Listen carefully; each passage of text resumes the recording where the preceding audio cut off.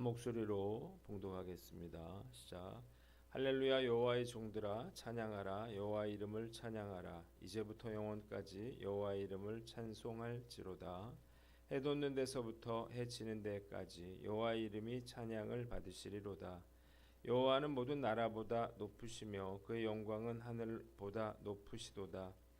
여호와 우리 하나님과 같은 이가 누구리요? 높은 곳에 앉으셨으나 스스로 낮추사 천지를 살피시고 가난한 자를 먼지 더미에서 일으키시며 궁핍한 자를 거름더미에서 들어 세워 지도자들 곧 그의 백성의 지도자들과 함께 세우시며 또 임신하지 못하던 여자를 집에 살게 하사 자녀들을 즐겁게 하는 어머니가 되게 하시는도다. 할렐루야.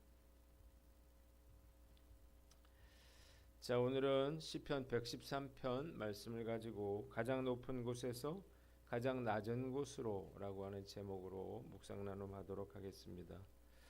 1절에 할렐루야 여호와의 종들아 여호와 이름을 찬양하라 그랬습니다. 시인은 백성들에게 여호와의 종들아 여호와의 이름을 찬양하라 찬양하라 이렇게 반복해서 말하고 있습니다. 지금부터 영원까지 해 뜨는 데서 해 지는 데까지 주의 이름이 찬양을 받을 것인데 주님이 모든 나라보다 높으시고 그 영광은 하늘보다 높으시기 때문입니다. 여호와 하나님이 찬양 받으시기에 합당하신 또 한 가지의 이유는 하나님께서 스스로 낮추셔서 하늘과 땅을 두루 살피시고 가난하고 궁핍한 자들을 들어 올리셔서 귀한 자들과 한자리에 앉게 하시고 임신하지 못하는 여인조차도 자녀들을 즐겁게 하는 어머니가 되게 하시기 때문이다. 이렇게 본문은 말하고 있습니다. 본문이 우리에게 주는 교훈이 있는데 첫째로 여호와를 찬양하라는 것입니다. 자, 시인은 백성들에게 해 뜨는 데부터 해 지는 데까지 여호와 이름을 찬양하라 이렇게 외치고 있습니다. 예전에 젊었을 때 오래된 찬양이죠. 해 뜨는 데부터 해 지는 데까지 이런 찬양이 있었어요. 이 찬양 열심히 불렀는데 바로 오늘 본문을 노래로 만든 그런 찬양이었습니다. 본문을 통해서 우리가 깨닫는 게 있는데 우리가 찬양할 시간은 영원이고 찬양할 장소는 온 땅이라는 사실입니다. 이사야서 43장 21절에 이 백성은 내가 나를 위하여 지었나니 나를 찬송하게 하려 함이니라 그랬어요. 그러니까 우리가 이 세상에 존재하는 목적이 바로 하나님을 찬송하는 것이고 그리고 하나님을 찬양하는 것은 하나님의 백성들의 사명인 것입니다. 때문에 내가 하나님의 자녀라면 하나님의 백성이라면 기쁨과 감사함으로 하나님을 찬양해야 하는 것입니다. 저는 20대부터 예배 때마다 찬양을 인도해 왔습니다. 주일 예배를 제외하고 지금도 기타를 들고 찬양을 인도하는데요. 이것은 제가 누릴 수 있는 가장 큰 축복 중에 하나였다. 그런 생각을 해봅니다. 찬양할 때 정말 하나님의 영광 그리고 은혜 가운데 나아가게 되기 때문입니다. 예수님을 생각하면서 그를 경배하고 찬양할 때마다 벅찬 기쁨과 감격을 주체할 수가 없습니다. 주님께서 나를 구원하여 주시고 놀라운 사랑으로 나를 붙잡아 주셨다는 사실을 찬양할 때 깊이 깨닫게 되기 때문입니다. 지난 주일 예배 때 우리 찬양 예배 인도자가 찬송가 122장을 불렀습니다. 참 반가운 성도요. 이걸 빠른 템포로 불렀는데 저는 박수를 치면서 눈물을 쏟았어요. 정말 수십 번, 수백 번이라도 그 주님 앞에 엎드려 절하며 주님을 경배하고 싶은 그런 강한 충동을 받았기 때문입니다. 그 어떤 찬양보다도 그 예수님을 찬양하고 높이고 경배하는 찬양, 이런 찬양을 부를 때 저는 더욱더 감격스러운 것 같아요. 십자가에 달리심으로 저를 구원하여 주신 그 예수님의 은혜가 너무나 놀랍고 너무나 기쁘기 때문입니다. 나이 50대 후반인 남자가 살면서 울 일이 얼마나 있겠을까요? 그러나 저는 하나님을 찬양할 때마다 눈물을 쏟는 것 같아요. 그리고 발을 구르고 싶고, 그리고 주님이 나의 구원자 되심을 소리 높이 외치고 싶습니다. 예수님을 경배하며 찬양하는 것은 정말로 놀랍고 기쁜 일이에요. 그래서 생명이 붙어 있는 날까지 나의 구원자 나의 하나님께 기쁨과 감사와 찬양을 올려드리고 싶습니다. 오늘 난 어떤가 우리 스스로를 돌아보고 우리도 그 기쁨으로 그 여호와를 찬양하는 저와 여러분들 되시기를 주님의 이름으로 축원합니다.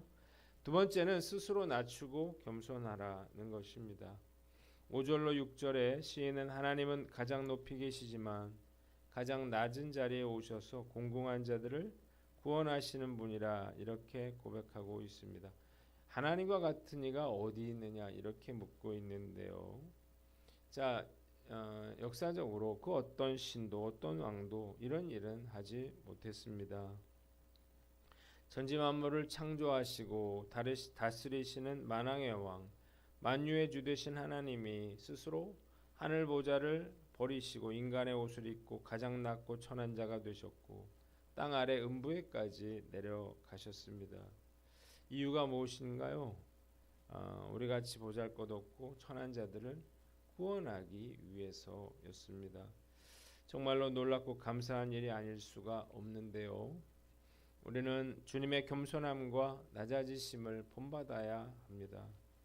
주님은 십자가에 달려 죽으시기까지 자신을 낮추셨는데 예수님의 제자인 우리들 역시 겸손과 섬김의 삶을 살아야 합니다. 예수께서 그토록 겸손과 섬김의 본을 보여주셨는데 진짜 겸손해지기는 정말 어려운 것 같아요. 낮아진 척이 아니라 진짜 내가 낮은 사람임을 인정할 때 그때 비로소 우리는 겸손해질 수가 있기 때문입니다. 제가 가장 겸손하지 못할 때가 언제일까 생각을 해보니까 억울한 때라는 생각이 들어요. 아직도 사실이 아닌 것에 대해서 비난을 받게 되면 정말 화가 나고 마음이 상합니다. 그런데 이렇게 화가 난다는 것도 사실은 교만한 마음을 버리지 못했기 때문일 것입니다. 예수께서 그토록 심한 반대와 모함과 비방을 어떻게 참아내실 수 있었는지 정말 저는 상상도 하지 못하겠습니다. 목회 현장에서 생겨나는 대부분의 문제들 역시 결국 제가 겸손하지 못해서 생긴 일이라는 생각이 들어요. 내 안에 뿌리 깊은 교만한 마음을 꺾어서 겸손을 흉내내는 자가 아니라 진실로 겸손한 자가 되어야 할 것입니다. 마태복음 18장 3절에 이르시되 진실로 너희에게 이르노니 너희가 돌이켜 어린아이들과 같이 되지 아니하면 결단코 천국에 들어가지 못하리라 이렇게 예수님 말씀하셨는데 낮아져야 낮은 곳에 임하시는 예수님 만날 수 있고 또 천국에 들어갈 수 있다는 사실을 깨달으시기를 바랍니다. 이 말씀을 가슴에 새겨서 늘 자신을 낮추고 겸손하게 말하고 행동하는 저와 여러분들 되시기를 주님의 이름으로 축원합니다. 세 번째는 고난 중에도 소망을 잃지 말아라는 것입니다. 7절로 9절 말씀은 한나의 노래를 인용한 것으로서 하나님께서 당신을 경외하는 자에게 큰 은혜를 베풀어 주신다는 사실을 증거하기 위해 잉태치 못하는 여인들을 돌보시는 여호와로 묘사하고 있습니다. 자, 사무엘의 어머니 한나는 잉태치 못함으로 큰 슬픔을 당했죠. 그래서 부르짖는 중에 하나님께서 그 태를 여심으로 슬픔과 수치를 벗어버릴 수가 있었습니다. 이와 같이 여호와께서는 지금도 은혜를 필요로 하는 당신의 백성들의 부르짖음을 무시하지 아니하시고 그들의 기도를 들어주십니다. 때문에 비록 우리가 현재 비천한 상황에 처해 있다 할지라도 낙담하지 않고 하나님의 보호하심을 바라보며 여호와의 섭리를 찬양해야 하는 것입니다. 저는 이런 일들을 수없이 많이 경험을 해왔습니다.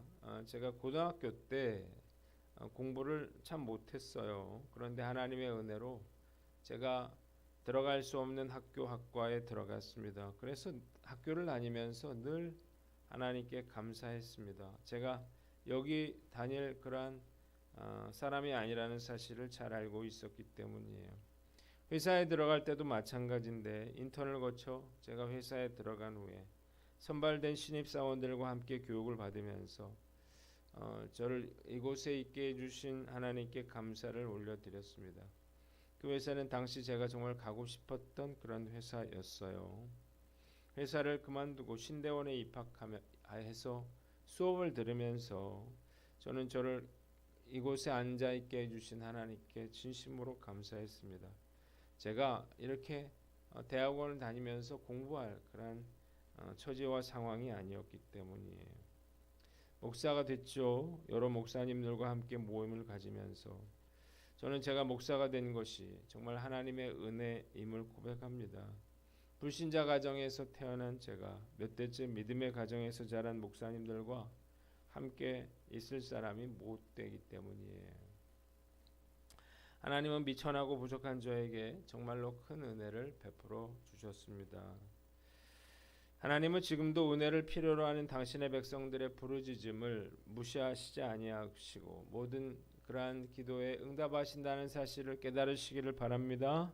그래서 그토록 많은 찬양이 만들어진 거예요. 고난 가운데 있다면 우리가 상황과 형편을 바라보지 아니하고 가난하고 궁핍한 자들을 들어 올리셔서 귀한 자들과 한자리에 앉게 하시고 임신하지 못하는 여인조차도 자녀들을 즐겁게 하는 어머니가 되게 하시는 주님께 기도로 나아가야 할 것입니다. 이 믿음으로 어떤 어려운 상황에서도 소망을 잃지 않는 저와 여러분들 되시기를 주님의 이름으로 축원합니다. 마지막으로 연약한 자들을 품어주는 공동체가 되라는 것입니다.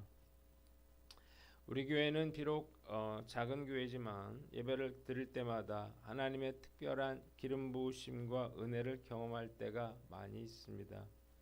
이유가 있어요. 우리 교회 힘들고 아프고 또 어려운 분들이 참 많이 있기 때문이에요.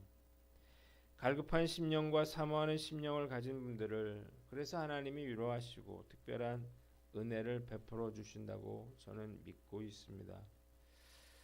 교회를 개척하면서 하나님께 잃어버린 영혼들 또 가난하고 고통받는 영혼들을 보내주세요 이렇게 기도를 했었는데 그 기도에 하나님이 응답하셨습니다. 교회는 이렇게 연약하고 고통받고 아파하는 자들을 주님의 사랑과 은혜로 품어주는 곳이 되어야 한다고 저는 믿습니다. 그런데 한국교회가 어느 순간에 문턱이 높아지면서 형통하고 평안하고 살만한 분들이 모인 그러한 곳이 되어가고 있습니다. 정말 가난하고 어려운 분들이 다니기에는 부담스러운 곳이 되어가고 있는 거예요. 이유가 뭔가? 교회가 이런 분들을 사랑으로 감싸 안아주지 못하고 있기 때문일 것입니다. 교회가 만일 이 일에 실패한다면 이들을 사랑하시고 또 위로하시는 하나님의 임재와 은혜도 동시에 떠나갈 거라는 사실을 깨달으시기를 바랍니다. 그래서 우리 교회가 연약하고 힘들어하는 분들, 아픈 분들에게 더 깊은 관심을 가지고 그들을 사랑으로 품어줄 수 있는 공동체가 되도록 최선의 노력을 기울여야 할 것입니다. 오늘 난 어떤가 스스로를 돌아보고 우리가 힘들고 어려움 가운데 있는 분들을 안아주고 품어주는 저와 여러분들 되시기를 주님의 이름으로 축원합니다. 기도하겠습니다.